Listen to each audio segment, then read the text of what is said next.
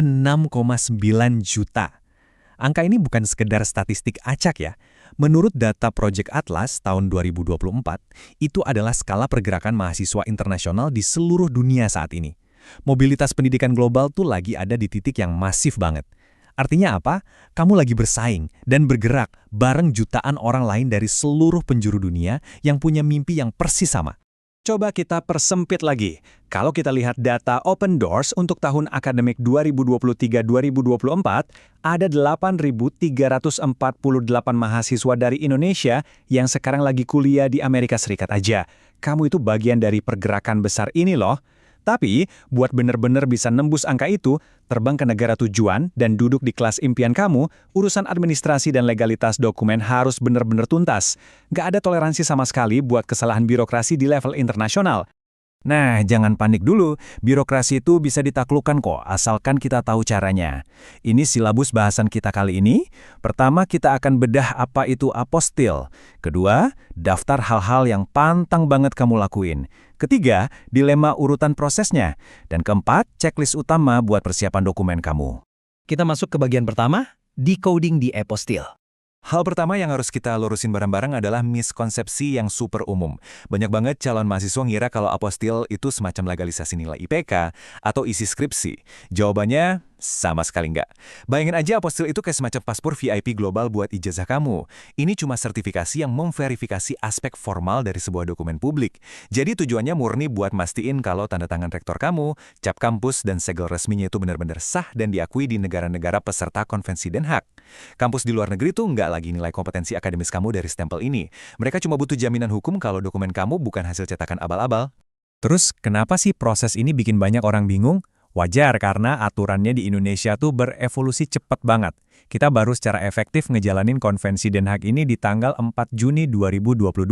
Terus masuk ke tahun 2024, pemerintah ngeluarin PP nomor 45 yang netapin tarif resmi layanannya, yaitu Rp150.000 per dokumen. Maju lagi ke 2025, ada Permenkum nomor 50 yang jadi landasan hukum pelaksanaannya. Dan tolong perhatiin tanggal krusial ini ya, per 13 April 2026, seluruh proses permohonan bakal dipusatkan dan wajib banget diajuin lewat portal online layanan resmi pemerintah. Jadi pastiin kamu selalu ngecek regulasi yang paling update ini. Sekarang kita lanjut ke bagian kedua, the do not do this list. Jujur aja, saya udah nggak bisa ngitung lagi berapa kali saya ngelihat kandidat yang profilnya brilian banget tapi nyaris gagal berangkat cuma gara-gara urusan sepele. Ini dia daftar kesalahan verifikasi yang paling sering kejadian. Pertama, nama di ijazah beda sama di paspor. Beda satu huruf aja, itu udah pasti jadi masalah besar. Kedua, tanda tangan pejabat yang nggak kebaca jelas. Atau segel kampus yang tintanya pudar. Ketiga, ngerasa kalau hasil scan biasa pakai printer rumah aja udah cukup buat dikirim. Dan yang terakhir, ini yang paling sering bikin bingung, nganggap fotokopi legalisir biasa itu fungsinya sama dengan terjemahan tersumpah. Padahal jelas-jelas beda banget loh. Poin krusialnya itu ada di pedoman resmi proses ini. Di situ tertulis dengan sangat tegas, kalau ada ketidaksesuaian data dokumen dan identitas pemohon, prosesnya bisa tertunda atau bahkan harus diulang dari awal banget. Coba bayangin horornya kalau kamu disuruh ngulang seluruh proses ini, padahal deadline pendaftaran di Eropa atau Amerika tinggal 7 hari lagi. Saya nggak bermaksud bikin kamu panik, tapi kamu harus benar-benar sadar kalau detail verifikasi identitas dan kualitas dokumen ini sifatnya mutlak, nggak bisa ditawar sama sekali.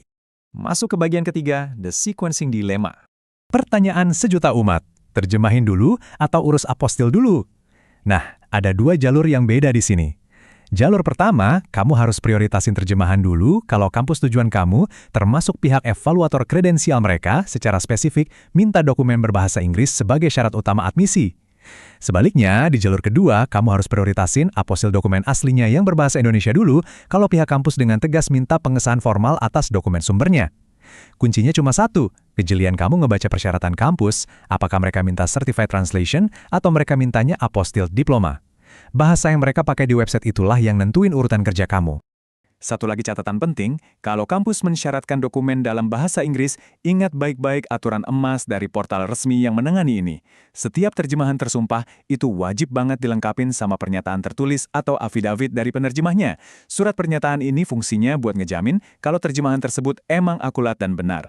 Tanpa adanya affidavit ini, mau sehebat apapun deretan huruf A di transkrip kamu, dokumen itu bakal dianggap nggak valid di kancah internasional. Terakhir, bagian keempat, the master checklist. Nah, ini dia panduan praktis dari A sampai Z yang bisa langsung kamu eksekusi. Langkah pertama, identifikasi dulu format detail yang diminta sama kampus dan pastiin negara tujuannya itu emang peserta konvensi Den Haag.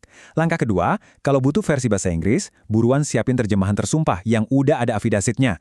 Langkah ketiga, ajuin permohonan apostil secara online dan pastiin hasil scan dokumen kamu tajam dan jernih.